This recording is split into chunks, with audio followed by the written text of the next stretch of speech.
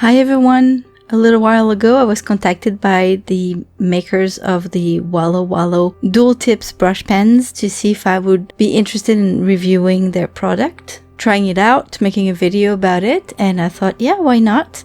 I love brush pens, not for calligraphy because I'm not really good at calligraphy, but I love to paint with them.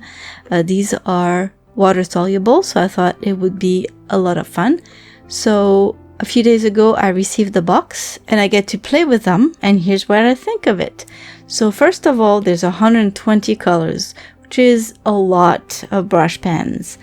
Unfortunately the box got banged up a little bit in transit, but the markers are just fine inside, so that's alright. So you can see that the box is really big. Here it tells you how you can set up the box. It's really convenient. So it's hard cardboard. It's a nice finish. And here it tells you that it's made in China, that the markers have a brush tip as well as a fine liner tip, which I found pretty interesting because so far I'd never seen markers like that. They usually have a brush tip as well as a fine bullet nib, but I've never seen some with fine liners. So I was really excited about it. So it closes with magnets, and I really like this because you can just put it here and it closes on its own. And when you, I forgot to show you here, you have all the colors, but I'll show you again in a moment. So what you do, you open it like this, you lift it up, and you see that big flap here. You fold it, and there's some more magnets on this side. So you just put it here, and then you can prop it up. So this is what it looks like on my table. And here we have the actual top of the box, and it shows all the colors that comes in the box. Must tell you that the swatches aren't very true to the colors, really. In fact, the caps of the markers are much closer to the colors than these swatches. And if you make your own color chart, I think what would be even nicer is to have a reference on these little squares referring to the markers, so that once you use them, you know exactly where to put them back. Either that, or what you can do is, if you want to keep those markers in the order they came in, you can always grab a Sharpie and put numbers on them. 1, 2, 3, etc. And that way you know where they belong. Because when I paint, for instance, or draw with color pencils, or I tend to grab all the colors that I need, and these might just move a little bit and you just don't know where to put them back. That's a little improvement that could be done. That would be great. One more thing also is that there's so many that they're pretty tight. So when the box is standing up like that, it's okay to grab them. It's not so bad. But when it's sitting like this, there's more weight on the markers. So it makes it a little harder to grab them, especially if you have big fingers. I was able to use them just fine. It's just a little inconvenience that I noticed.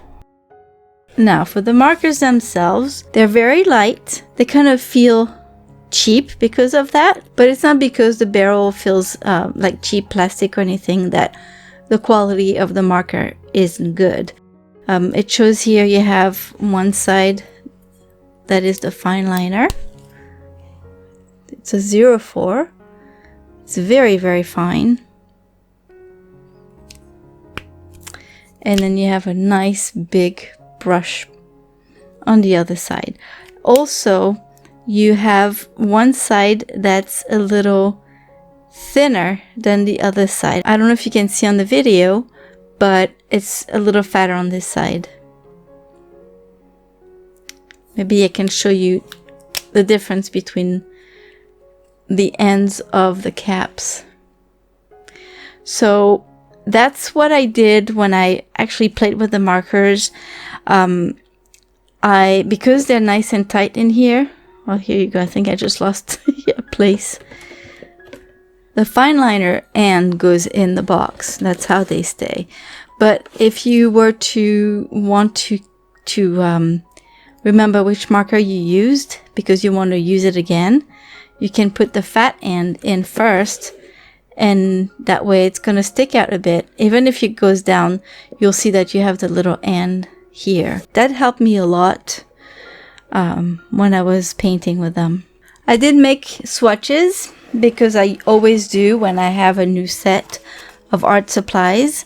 It gives me a great idea of what the actual colors are. And as you can see, they really aren't the same. They're much brighter than what the box says they are. So this is watercolor paper. It's 25% cotton. And it's 140 pounds. I thought it would work great on watercolor paper, and it was okay, except that because it's partly cotton paper, it tends to absorb the pigments a bit too much.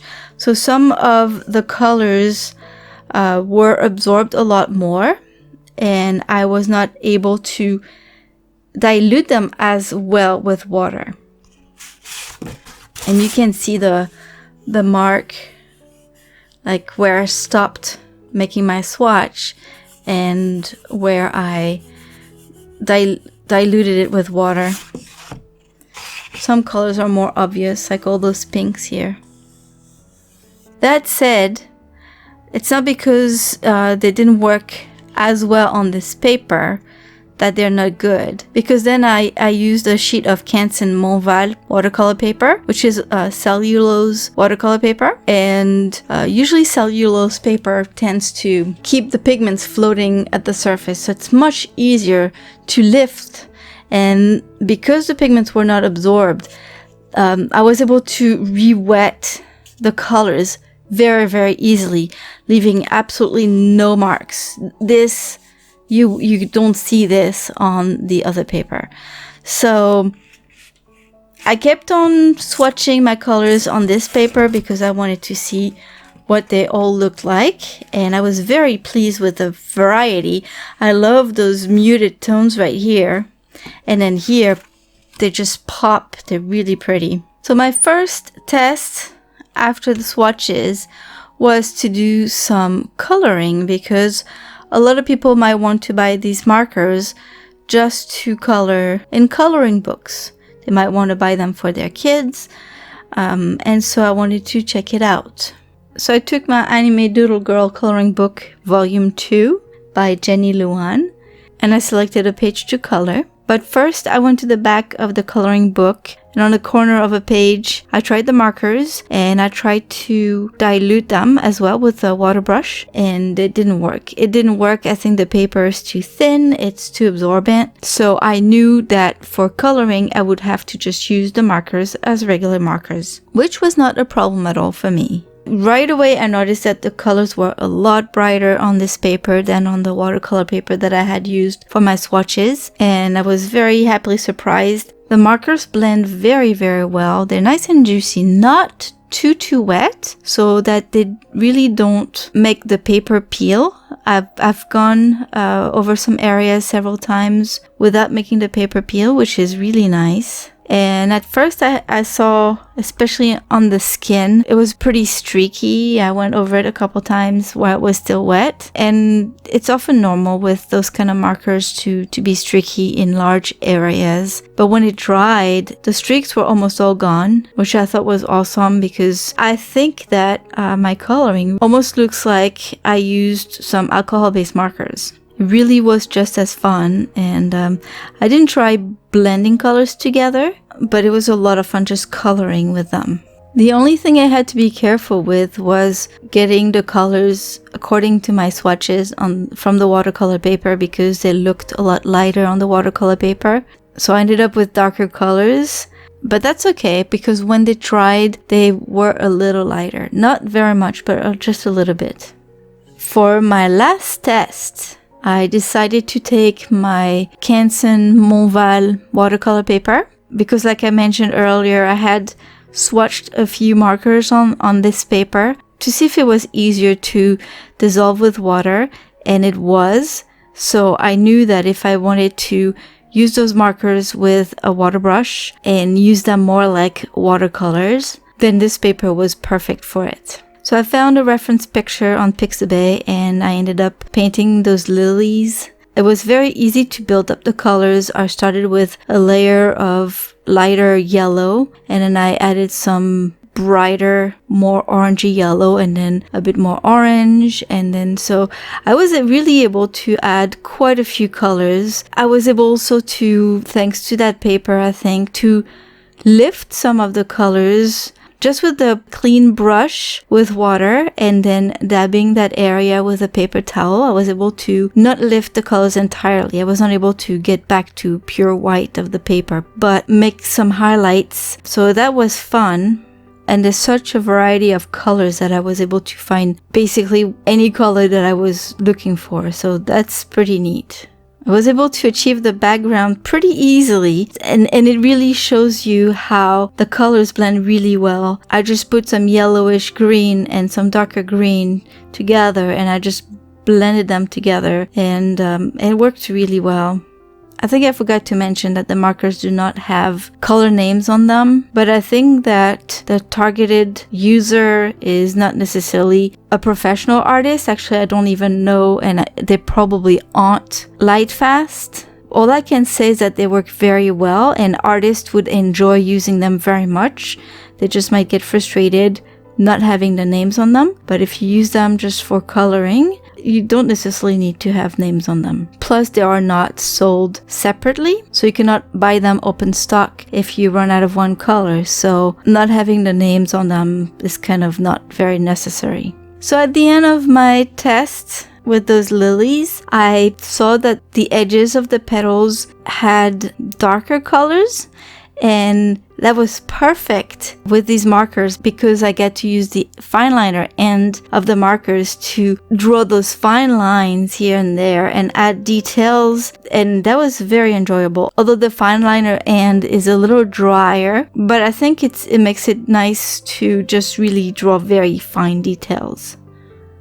All in all, I really enjoy using these markers, whether it was for coloring in a regular coloring book, not using water because the colors are so bright and so pretty, and also using them for fine art. I had a lot of fun. I didn't have to fight them to get them to do what I wanted them to do. They were very easy to use, in my opinion. I really enjoy using them. So like I said earlier, my only complaint would be to have a way to recognize them when I take them all out and put them back in the right order. So maybe have numbers on them, but I guess I could just do that myself. Other than that, I like them very much. So if you're interested, I'll put a link in the description below on where to find these. And I hope you enjoyed this demonstration. If you did, please give it a thumbs up. And if you're brand new here, please consider subscribing to this channel. Thank you all for stopping by. I'll see you soon in another video. Have a wonderful day. Bye-bye.